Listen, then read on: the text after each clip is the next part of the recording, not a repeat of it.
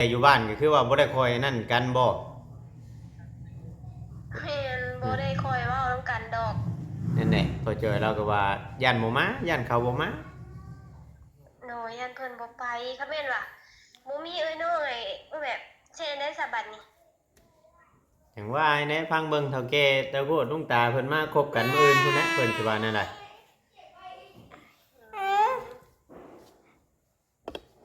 คันคอเท่าไรดาวบ่าวฮะคันคอเพิ่นเท่าไรวะขันเงินขันคออันบ่น้อยเงินขันคอน่ะ3.7 ล้าน3,700,000แม่นหมูได้ซะหมูตัวหนึงหมูน่ะเพิ่นอยากได้หมูน่ะเพิ่นอยากได้20 โลเอาไปนำแม่ไปนำแม่ไปเนี่ยมันดื้อหมูเพิ่นอยากได้หมู20 โลแต่บัดนี้ได้อันทางเขาพอจอยชื่อครับมันทางไอ้หมดนั่นเพิ่นชื่อหมูนั่น800,000หามันบ่ได้ใหญ่ประมาณ6 โล 7 โลนี่แหละ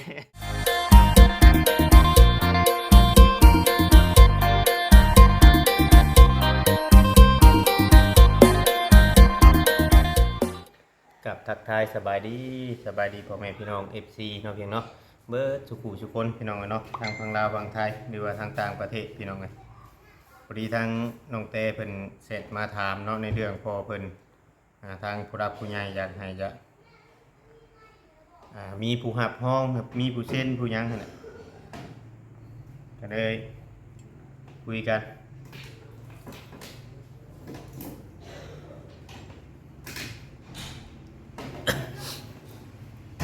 คือ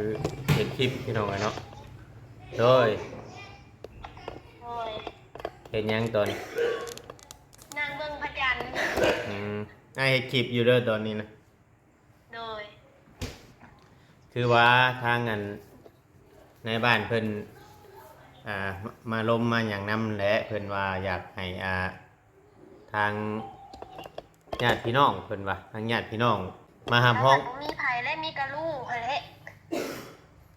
เอาเราว่ามีน้องผู้หนึงอยู่บ้านดงแงวย่านเขาบ่มาเราอ่ะสบายดีปะดุงสบายดีปะดุงย่านเพิ่นบ่ไปนะเพิ่นก็ข้าวเวียกเพิ่นนอนเนี่ยก็เว้าบ่ได้แล้วนอนเวียกเพิ่นก็ครอบครัวเพิ่นหั่นนะอ๋อ คือว่าเขาเจ้าแต่อยู่บ้านก็คือว่าบ่ได้คอยนั่นกันบ่แม่นบ่ได้คอยเว้านำกันดอกนั่นแหละพอเจอเราก็ว่าย่านบ่มาย่านเขาบ่มาน้อยยันเพิ่นบ่ไปเขาแม่นว่าบ่มีเอ้ยน้อยแบบเช่นได้สะบัดนี่อย่างว่าไอ้แหน่พังเบิ่งเฒ่าแก่ตะโกดลุงตาเพิ่นมาคบกันมื้ออื่นพุ่นนะเพิ่นสิว่านั่นล่ะ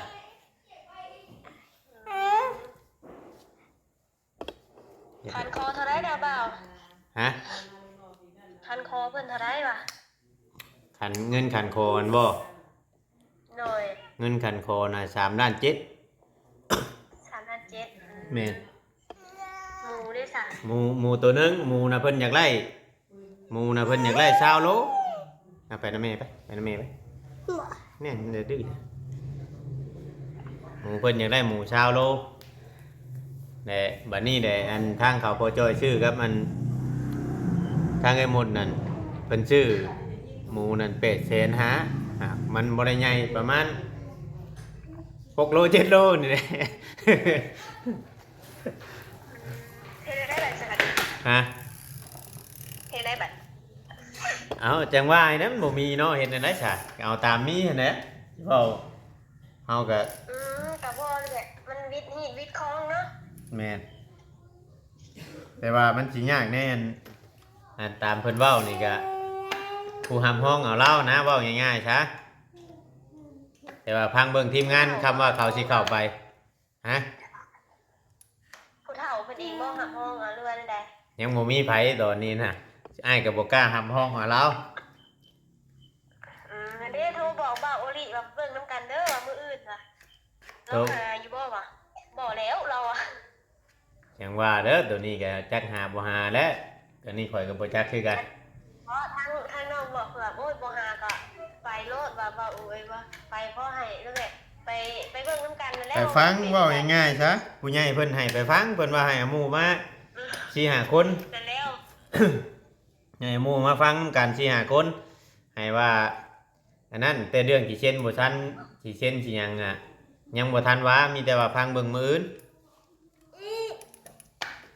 คือน้องว่าแล้วกันคือน้องเพิ่นบ่ไปดอกคือเอาค่ะ โตว่าแม่นความข่าวอยู่อันนี้ก็มันบางเทื่อบางทีเขาบ่มีเงินมีหยังเนาะ แม่ คือทางพ่อจ้อยก็สมมุติว่าสิเอาเงินให้น้องก็ย่านมันบ่พอตัวนี้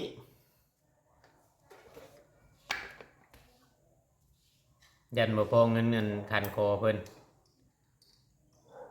ที่จริงอ่ะคันอันนี้น่ะที่จริงอ่ะมันสิหลายกว่านี้บัดนี้แหละอันนี้เฮ็ดให้มันถึก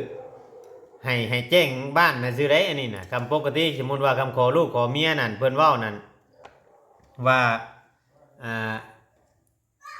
ทางฝ่ายหญิง500,000ทางฝ่ายชายก็500,000เพิ่มเข้ามาอีกอันนี้แต่ว่าเขาเจ้าบ่มีแหละบ่ได้เว้าเรื่องเงินขะร้องคำเว้าก็เว้าจดไว้ว่าขะร้องเท่านั้นเท่านี้ซื่อเพิ่นว่า อืม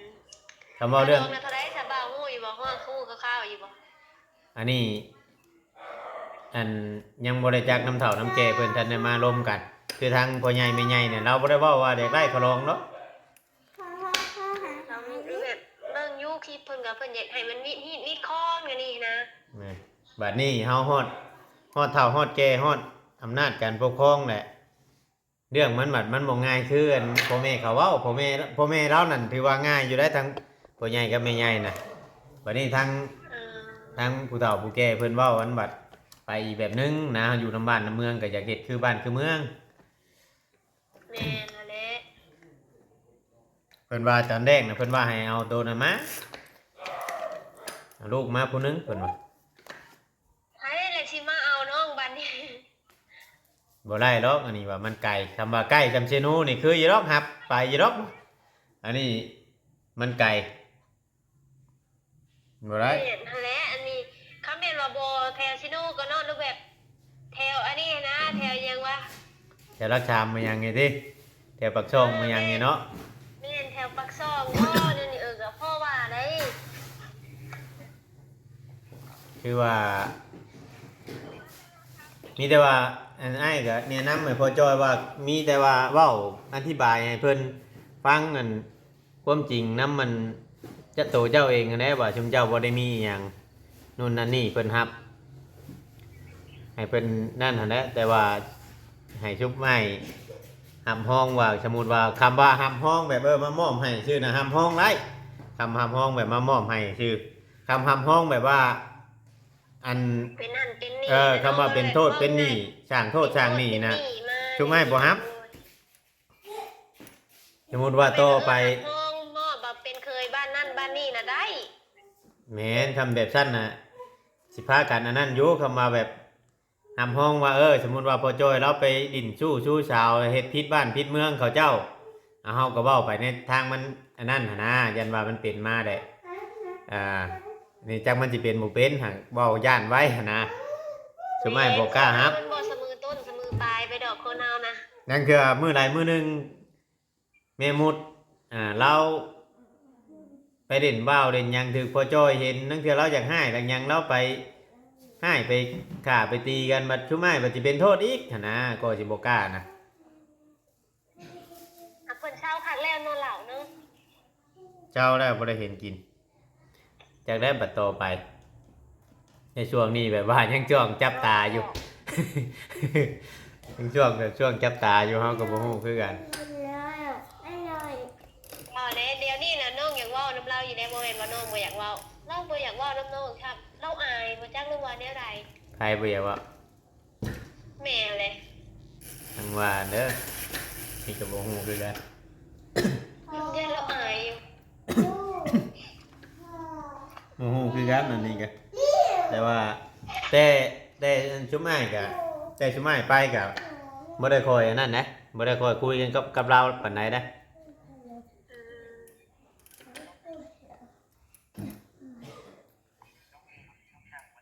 เพราะว่ามีทางเ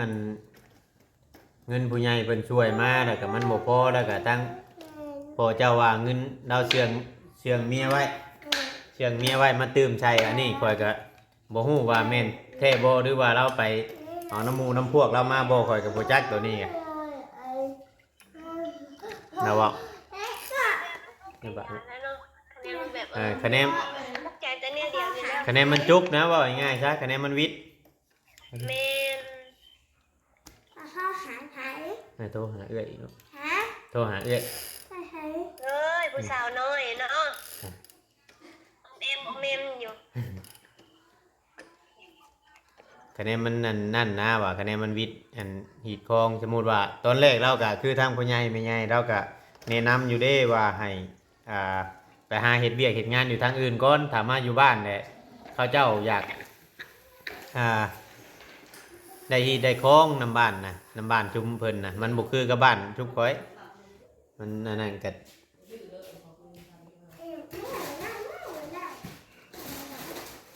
แต่ละบ้านมันก็บ่คือกันนะอยู่ลาวเฮา FC บางคนเพิ่นก็ยังปวดหัวนํอยู่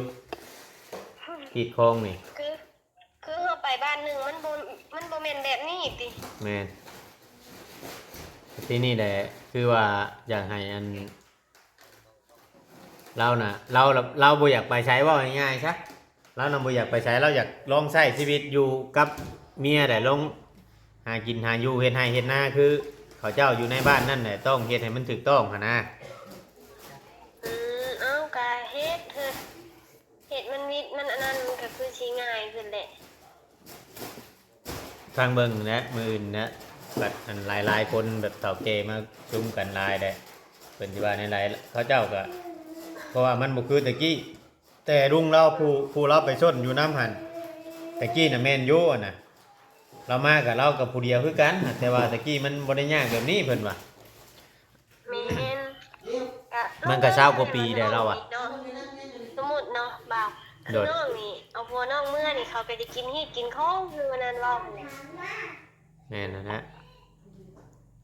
นั่นแหละน้องก็เลยรู้แบบว่าไงเนาะเพื่อนชันทำผันยังบ่มีหั่นนะ เพิ่นเฮ็ดเวียกตัวนี้แล้วแต่เพิ่นสิอันไปเอาเขานั่งติ๊กนั่งมิกมาเด่นน้ำบัดก้าว่าเขาเปิดเทอมแหละสิเอาเขาเมื่อส่งเพิ่นว่า อืมนั่นแล้วน้องกับอันนั้นเขาไม่นว่าไปมื้ออื่นน่ะเขาไม่นว่าเพิ่นแล้วฮีดแล้วคล้องเนาะอันนี้บอกให้บ่าวบอกเพิ่นนี่ให้เอาเขาไม่นว่าลงมาเอาน้อง2คนน่ะให้เพิ่นน่ะมาแวะลิ้นน้ำน้องก่อนอยู่บ้านผัวน้องนี่นะ ทางผ่านบ่ แม่นมันก็ทางเดียวกันเด้ เจ้าบ่ได้โทรลมกับเราบ่ซะ บ่ช่วงนี้แบบจะเป็นนี่แหละบ่เห็นเพิ่นโอนแล้วก็โทรไปชวนไลน์บ่อยากติดนะ อืม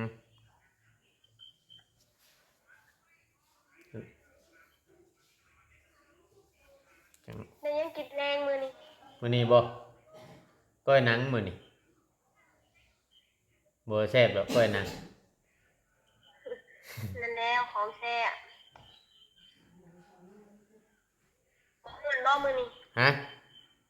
บ่ฮ้อนบ่ว่ามื้อนี้ ฮ้อนหั่นแหละ เอาผัดมันฮ้อนมันเอาผัดกินช่วงใช้กินน้ำเย็นหลายบ่จักก็เจ็บคอเจ็บหัวนี่เว้าจนบ่อยากมีเสียงเลย เจ็บคอบ่ แม่น กินยาเทฟี่อะนะลงหลาย อืม ๆสองตอนเช้าสองตอนแรงสองนะไอ้ตอนน่ะตอนเที่ยงก็สองมื้อหนึงพอดีเบิดแพงมื้อละแพงครึ่งนะพอดีเบิด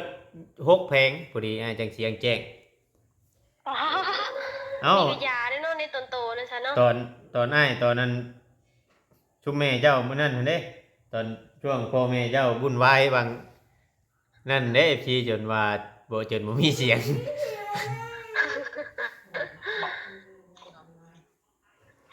ก็เล เด้อย ซะน้องกินข้าวกันเด้อซะบ่าว โอเคมีแต่ว่าอยากบอกให้ฮู้นั่นแหละอยากบอกให้ฮู้ว่า โดย เขาเจ้าอยากนั่นพังเบิ่งมื้อพุ่นน่ะเรื่องสิเป็นอะไรกะ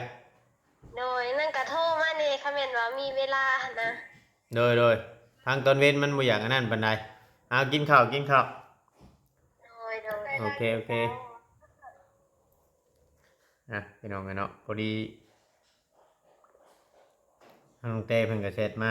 ในตอนที่นั่นแหละเขาเจ้าก็เบิ่งคลิปเบิ่งหยังตอนที่เฮาเฮ็ดคลิปนั่นแหละพี่น้องเนาะคือว่าทางนั่นอันนี้ก็พังเบิ่ง ว่าเวียงเองก็ยังพันธงให้บ่ได้เนาะเพียงเนาะว่าสิเป็นแบบไรหรือว่าเรื่องมันสิเกิดขึ้นแบบไรมื้ออื่นน่ะมีแต่ว่าพังเบิ่งจากเฒ่าแก่ในโฮมผู้รักผู้ใหญ่เพิ่นมาหลายคน แต่ว่าที่แน่ๆก็ถ้าว่าเงินเฮาให้เพิ่นครบในตามจำนวนที่เพิ่นเว้าแล้วนะบ่เวียงคิดว่ามันสิบ่ยากปานใดดอกพี่น้องเนาะเพราะว่าบางสิ่งบางอย่างน่ะถ้าเฮาเว้าไปก่อนน่ะมันคือสิเฮ็ดเป็นการให้ปวดหัวนะพี่น้องในตัวนี้ก็ในเงินนี่ก็เมื่อวานเนี่ยก็ถามบ่จอยอยู่เราก็ว่าบ่มีเนาะเพียงเนาะบ่มีเบิดเงินแล้วเราว่าเนาะบัดนี้มันขมังคำนี่มาแล้วเราก็อ่าได้มาพอดีเงินพอดีจุบอยู่3.7 ล้านพอดีบัดนี้เนาะพี่เนาะที่จริงมันก็สิตกอยู่4 ล้านปลายพุ่นน่ะเงินน่ะวันนี้ทางเขาบ่จอยทางไอ้หมดเนาะเพิ่นก็ให้ทางพ่อจอยนี้อันให้ทางพ่อใหญ่แม่ใหญ่หันไปซื้อน้ำกับซื้ออันหยังมาไว้เนาะพี่น้องเนาะไว้ในเฮือนไว้หยังนั่นแหละเพื่อว่าเฒ่าแก่ไปมื้ออื่นเนาะอันนี้เฮาแบบว่าบ่ได้แบบว่าจัดงานตรงงานแต่งนะพี่น้องแค่มาเว้าให้ฮู้จักที่คองเว้าให้ถูกรับรู้ว่าสมมุติว่าเป็นเวียกเป็นงานมีเวียกรวมนำบ้านเขาเจ้าก็สิได้ใช้ทางเขาพ่อจอยเนาะพอได้ไปสร้างบ้านสร้างเรือนอยู่หันแล้วสิได้ไปเฮ็ดเวียกรวมหมู่นี่คือว่าฮีตของบ้านมันสิเป็นแบบนี้สมมุติว่าพ่อจอยไปอยู่นำบ้านนั้นสมมุติว่าเราไปลักหันลักนี่ของเขาเจ้าเดี๋ยวเขาเจ้าสิทั่วเท้าถามว่าคนมานำไผจังซั่นจังซี่หันนะพี่น้องประเด็นคือว่าเพิ่นอยากถามถึงญาติพี่น้องอยากถามให้ฮู้จักหลายคนก็ FC หลายคนก็ว่า บ่จำเป็นต้องอันเซ็นนั่นนี่ดอกพี่น้องเนาะก็แม่นความเพิ่นอยู่ก็มีแต่ว่าเพิ่นเป็นห่วงนั่นแหละพี่น้องย่านมันแนวที่มันบ่ดีเนาะเพียงเนาะอันนี้กันดีกว่าแก้เนาะเพียงเนาะ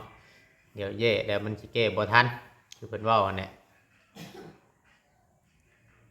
มีแต่ว่าฝากนำแม่ๆ FC เป็นกำลังใจให้ตอนนี้เราก็อยู่ใช้ชีวิตแบบง่ายๆแบบเรียบง่ายอยู่บ้านอยู่เพื่อนกินมีหยังก็กิน2 คนกับเมียแล้วก็มีทางลุงปอนเป็นผู้แนะนำนู่นนั่นนี่หลายเคสหลายที่ผ่านมากอะที่เฮาเห็นในบ้านเฮานี่ก็บางเทื่อเนาะพี่เนาะถ้าคนที่ว่ามีแน่ถ้าคนที่ว่าฮู้จักมีเงินนะโตว่าซั่นซะเนาะมีเงินในโตก็ฮู้จักคิดกระตือรือร้นแน่น่ะถึงที่บ่มีญาติพี่น้องไปเช่นยืนยอมหรือว่านู่นนั่นนี่เฮาไปเอาผัวเมียก็ไล่อยู่ได้พี่น้องเลยตามที่ว่าเวียงเคยเห็นที่ผ่านมาเนาะแบบว่าขอแค่ว่าเฮาน่ะเว้าให้ถึกห้องถึกห้อยเว้าเป็นเว้าให้ทันเฒ่าแก่เว้าง่ายๆซะพี่น้องเลยเนาะทางเบิ่งพ่อจ้อยแน่พี่น้องเลยสิเป็นแนวใดมื้ออื่นนี่พังเบิ่งเล่าเนี่ยเพราะว่าขนาดเอาไปนั่งโจหน้ากันมื้อนี้น่ะกับทางผู้ใหญ่เพิ่นน่ะแนวโฮมเพิ่นน่ะในบ้านเพิ่นเอาไปโจหน้ากันก็ยังบ่เว้าหยังได้พี่น้องถามหยังก็ซื่อๆอยู่จักบ่ฮู้นำลาวเนาะบ่ฮู้นำลาวอันนี้ก็มีแต่ว่าเรายังอยู่บ้านอื่นแบบเว้าง่ายๆแล้วยังอยากอายอยู่ประสบการณ์เราก็ถึงขั้นจะมีเมียหลายคนก็แต่ว่าเราจะเป็นคนที่บ่ค่อยเว้าแต่ว่าเมียนี่เก่งบ่ได้เข้ากล้องนี่ค่ะเว้าเก่งห้องกวกๆมุนน่ะบ่ได้เข้ากล้องกันแต่พ่อจ้อยนี่เป็นรองหลาย